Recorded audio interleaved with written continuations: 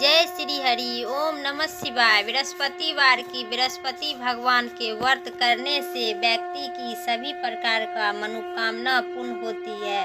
बृहस्पतिवार का व्रत करने से विद्या बुद्धि पुत्र पौत्र प्रदान करने वाली इस होती है। जो व्यक्ति को घर परिवार में सुख शांति बनी रहती है और व्यक्तियों की समस्त विपदाओं दूर करने वाली बृहस्पति व्रत कथा करने से या सुनने से व्यक्ति की सभी प्रकार का मनोकामना पूर्ण होती है।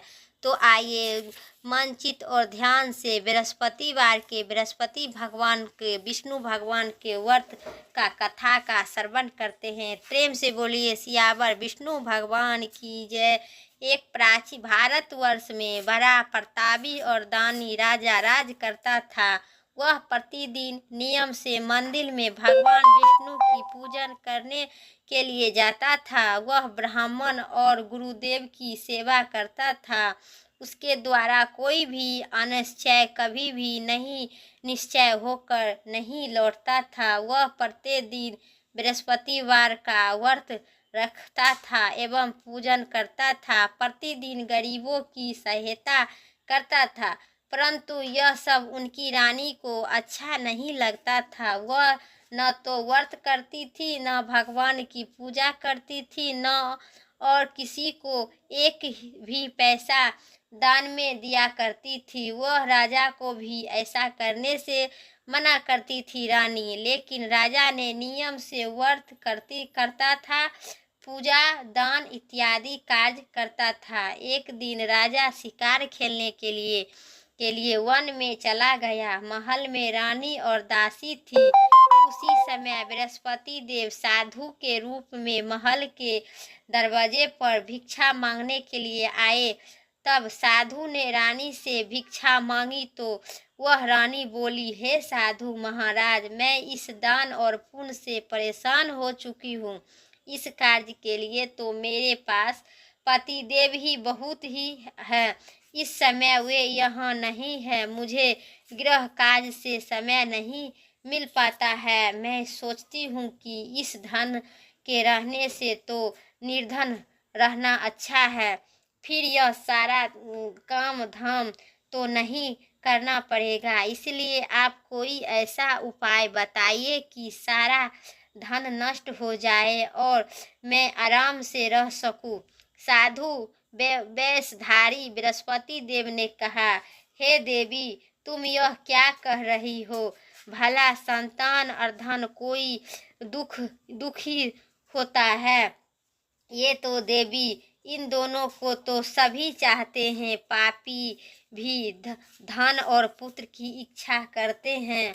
यदि तुम्हारे पास धन इत्यादि है तो सदुपयोग करो। भूखे मनुष्य को भोजन करवाओ, निवस्त्रहीन को वस्त्र दो, पाँव लगवाओ और ब्राह्मणों को दान दो। धर्मशालाओं खुलवाओ और कुआं तालाब बावड़ी बगीचा इत्यादि बनवाओ तथा निर्धनों की कुमारी कन्याओं को विवाह करवाओ। साथ ही यज्ञ की करवाओ। इसी प्रकार का कर्म से तुम्हारे कुल का यश लोग परलोक में फैलेगा और तुम्हें स्वर्ग की प्राप्ति होगी।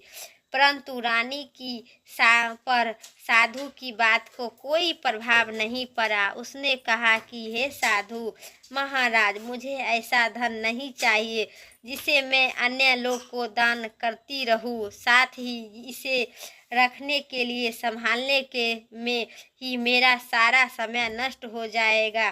साधु ने कहे, हे देवी, यदि तुम्हारा ऐसा ही इच्छा है तो जैसा मैं बताती हूँ तुम वैसा ही करते चलो। करना ही है तो इससे तुम्हारी इच्छा पूरी हो जाएगी। लेकिन रानी, तो तुम बृहस्पतिवार के दिन घर को गाय के गोबर से लिपना, अपने केश को पीली मिट्टी से अच्छी तरह से धोना और स्नान करना। राजा को उसी दिन हजामत करवाने के लिए भेजना और मांस मंदिरा का सेवन करना और कपड़े को धोबी के यहाँ धुलवाने के लिए डालना। इसी प्रकार का प्रकार का 7 बृहस्पतिवार तक करने से तुम्हारा सारा धन नष्ट हो जाएगा। यह कहकर साधु महाराज रूपी बृहस्पति देव वहाँ से चले गए। साधु ने जैसे कहे थे वैसे ही रानी 7 बृहस्पतिवार तक वैसा ही करने का निश्चय किया। साधु के कहे अनुसार कार्य करते हुए अभी केवल 3 बृहस्पतिवार ही बीते थे कि बृहस्पति देव के प्रकोप से सारी धन उसकी नष्ट होने रहने लगा, सारी धन नष्ट होने लगा और धन संपत्ति नष्ट हो गया। भोजन के लिए भी दोनों तरसने लगे तो तथा संसारिक भोग से दुखी रहने लगे। रानी तब राजा ने रानी से कहे, हे रानी, तुम यहाँ रहो, मैं परदेश जाती हूँ। यदि पर मुझे कभी सभी मनुष्य जानते हैं, इसलिए मैं यहाँ पर कोई कार्य नहीं कर सकता हूँ। देश चोरी न फिर तो यह जंगल जाकर लकड़ी काटने लगा और शहर में जाकर राजा बेचने लगा। इसी प्रकार से वह अपना जीवन व्यतीत करने लगा। इधर राजा के बिना रानी और दासी दुखी रहने लगी। उन्हों किसी दिन भोजन मिलता था और किसी दिन केवल जल पीकर ही रह जाती थी। लेकिन एक बार रानी ने और दासी को 7 दिन तक भोजन नहीं मिल पाया तो रानी ने अपने दासी से कहे, यह पास में ही एक नगर में मेरी बहन रहती है, वह बहुत धनवान है। तुम उसके पास जाकर उससे 5 शेर बेझर मांग लाओ, जिससे कुछ दिन के लिए गुजारा हो जाएगी। दासी रानी की बहन यहाँ गई और उसे दिन बृहस्पतिवार था। रानी की बहन उस समय बृहस्पति देव की पूजा कर रही थी। दासी ने रानी की बहन से कहे, हे रानी, मुझे आपकी बहन ने भेजा है, मुझे 5 शेर बेझर दे दो। दासी ने कई बार कहा, परंतु रानी की बहन जब कोई उत्तर नहीं दी, क्योंकि वह उस समय बृहस्पतिवार की व्रत कथा सुन रही थी। तब रानी की बहन ने दासी को कोई उत्तर नहीं दिया। बहुत ही दुखी होकर लौट गई। दासी लौटकर उसने रानी से कहे, हे रानी, आपकी बहन बहुत ही घमंडी स्त्री है, वह छोटे लोगों से बात भी नहीं करती है। मैंने उससे कहा तो उसने कोई उत्तर नहीं दिए, मैं वापस चली आई। रानी ने बोली, इसमें उसका कोई दोष नहीं है। बुरे दिन में मैं कोई सहारा नहीं देता है, अच्छे दिन में कोई सहारा नहीं देता है। अच्छे बुरे का पता विपत्ति के समय ही चलता है। जो ईश्वर ने की इच्छा होगी वैसा ही होगा। सब हमारे भाग्य का दोष है। इधर जब रानी की बहन कथा सुनकर उठी तो सोचा कि मेरी बहन की दासी आई थी, परंतु वह कथा सुनने के कारण उसने कोई नहीं बोली। इसमें वह बहुत ही दुखी हो गई होगी। फिर भक्ति पूर्वक विष्णु भगवान की पूजा समाप्त करके वह अपनी बहन के घर गई और बोली, हे बहन, जब तुम्हारी दासी गई थी तब मैं बृहस्पतिवार का व्रत कर रही थी। तब जब तक कथा होती है तब तक न तो कोई उठता है और न कोई बोलता है, इसलिए मैं भी नहीं बोली। अब तुम बताओ कि तुम्हें दासी क्यों भेजी थी। रानी ने बोली, हे बहन, 5 पास में मेरे घर में अनाज नहीं था। तुम्हें तो सब कुछ दशा जानती हो और इसीलिए मैंने दासी को तुम्हारे घर भेजी थी। रानी बोली, हे बहन, रानी की बहन ने कहा, बहन, बृहस्पति देव सबकी मनोकामना पूर्ण करती है। फिर जाकर देखो, शायद तुम्हारे घर में अनाज रखा होगा। यह सुनकर दासी ने घर के अंदर जाकर देखा तो वहाँ उसे एक घड़ा बेझर से भरा हुआ मिला और उसने बहुत ही हैरान हुई, क्योंकि वह वहाँ से पहले भी एक एक बर्तन देख चुकी थी। उसने बाहर आकर रानी को इसी बारे में बताई और दासी ने अपनी रानी से कहा, हे रानी, देखो, वैसे भी अन्य के अभाव में हम रोज ही व्रत करते हैं। इसमें व्रत की विधि और कथा पूछकर हम भी उस को किया करेंगे। दासी ने ऐसा ही कहे, पर रानी ने अपनी बहन से बृहस्पतिवार का व्रत के बारे में पूछा कि उसकी बहन ने बताई। बृहस्पतिवार के दिन मैं बृहस्पतिवार के दिन चने की दाल और मनुक्का से विष्णु भगवान को केले की जड़ में पूजन करना और दीपक जलाना चाहिए। पीला भोजन करनी चाहिए तथा कथा सुननी चाहिए। इसी प्रकार करने से बृहस्पति देव प्रसन्न होकर अन्य पुत्र और धन देते हैं तथा सारी मनोकामना पूर्ण करते हैं। तो वह बृहस्पति भगवान तो व्रत और पूजन की विधि बताकर रानी की बहन अपने घर लौट गई। रानी और दासी दोनों ने निश्चय की कि वे बृहस्पतिवार देव का पूजन जरूर करेगी। 7 दिन बाद बृहस्पतिवार के दिन उन्होंने व्रत रखा तो घुड़ साल में जाकर चना और गुड़ बीन लाई तथा उसने चने की दाल बनाकर उसने गुड़ से केले की जड़ तथा विष्णु भगवान की पूजन की। अब पीला भोजन कहाँ से लाए, वह सोचकर दोनों बड़ी ही दुखी हो गई।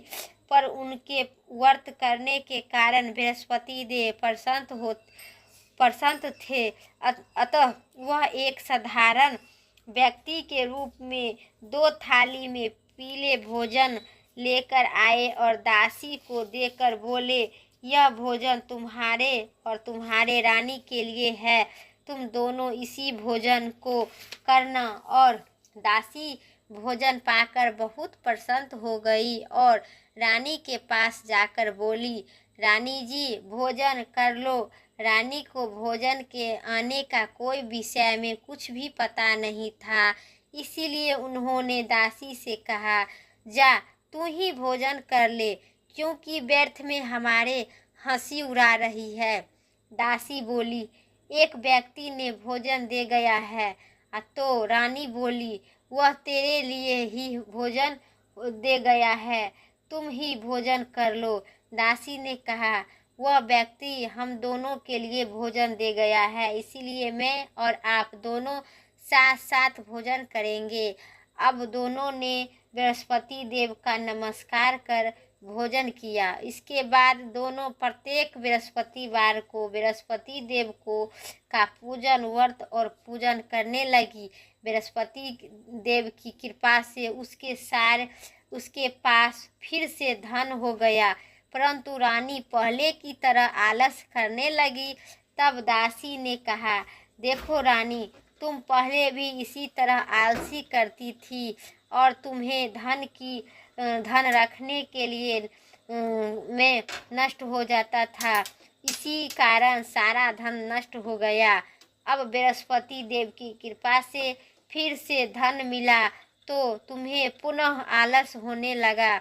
बड़ी ही कठिनाइयों के बाद हमें यह धन पाए हैं, इसलिए तुम्हें दान पुण्य करना चाहिए, भूखे मनुष्य को भोजन करवाना चाहिए तथा पाव लगवानी चाहिए और ब्राह्मणों और दीनहीन का दान करना चाहिए। कुआं, तालाब, बावड़ी इत्यादि का निर्माण करवाना चाहिए और मंदिर, पाठशालाओं बनवानी चाहिए। निर्धन की कुमारी कन्या का विवाह करवाना चाहिए और धन को शुभ कार्य में खर्च करनी चाहिए।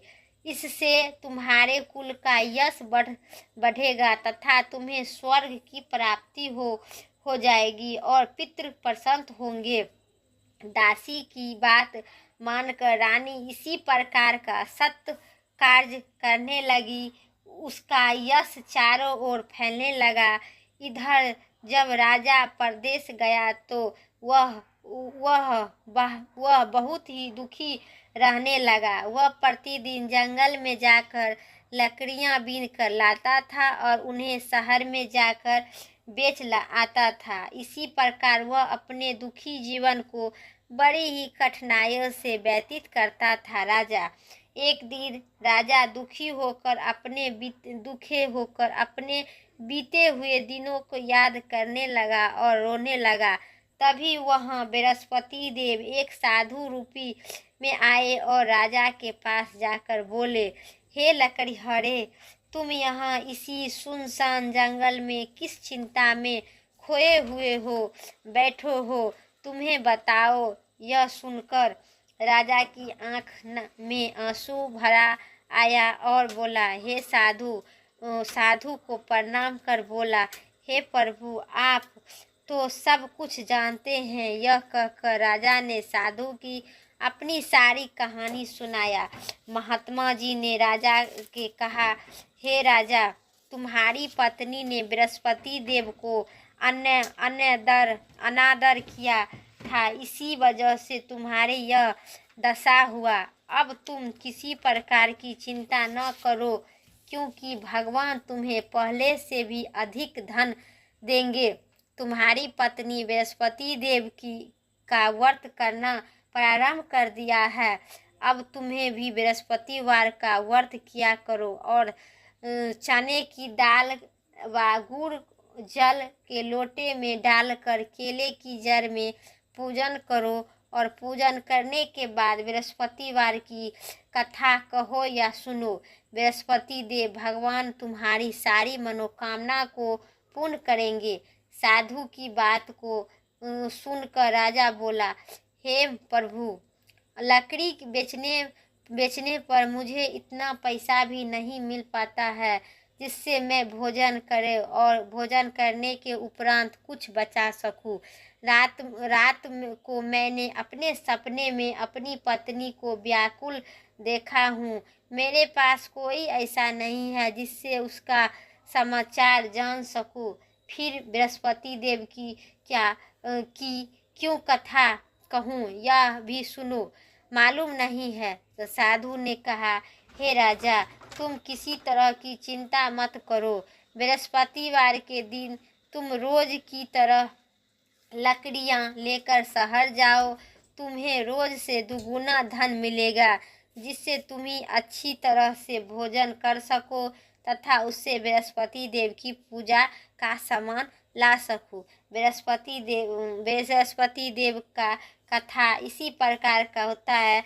तो बृहस्पतिवार का कथा अब जो व्यक्ति मन चित और ध्यान से करेंगे, विष्णु भगवान सभी प्रकार का मनोकामना पूर्ण करेंगे। तो बृहस्पति मेरा कथा यहीं तक था, अब समाप्त हुआ। अब कथा के बाद आरती सुनिए और आरती के बाद आरती सुनिए तो आइए प्रेम से बोलिए, विष्णु भगवान की जय, बृहस्पति देव की जय। तो आप आरती सुनिए। ओम जय बृहस्पति देवा, स्वामी जय बृहस्पति देवा। छीनी छीनी भोगी लगाऊं, छीनी छीनी भोगी लगाऊं, कदली फल नेवा। ओम जय बृहस्पति देवा, तुम पूर्ण परमात्मा, तुम अंतर्यामी, जगति पिता जगदीश्वर, तुम सबके स्वामी। ओम जय बृहस्पति देवा, चरण मिति निज मल, तुम पातक हरिता, सकल मनोरथ दया करि, कृपा करो भरिता।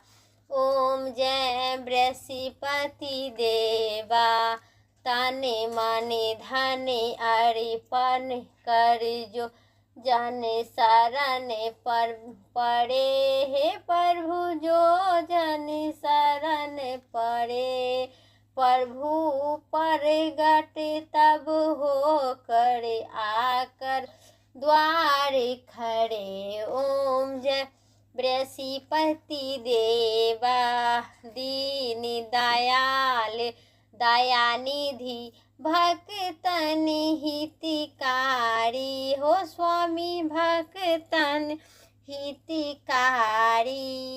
प्रभु पाप दोष सब हरता भव बंधन हारी।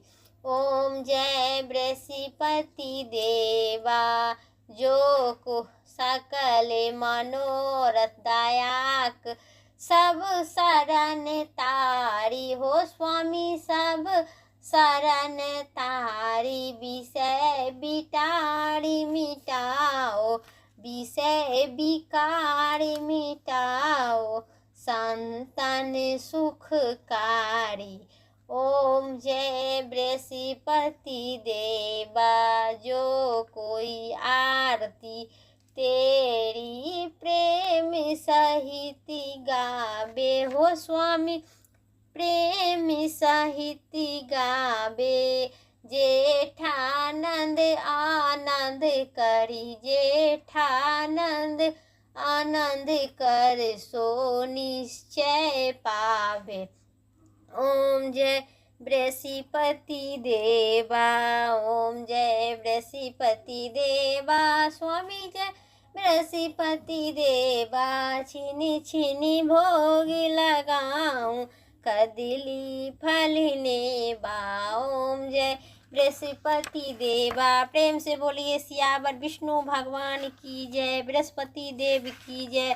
तो मेरा आरती समाप्त हुई। वीडियो अच्छी लगे तो लाइक कीजिएगा, चैनल पर नए हैं तो सब्सक्राइब कीजिएगा, कमेंट में ज़रूर लिखिएगा जय बृहस्पति विष्णु भगवान की जय।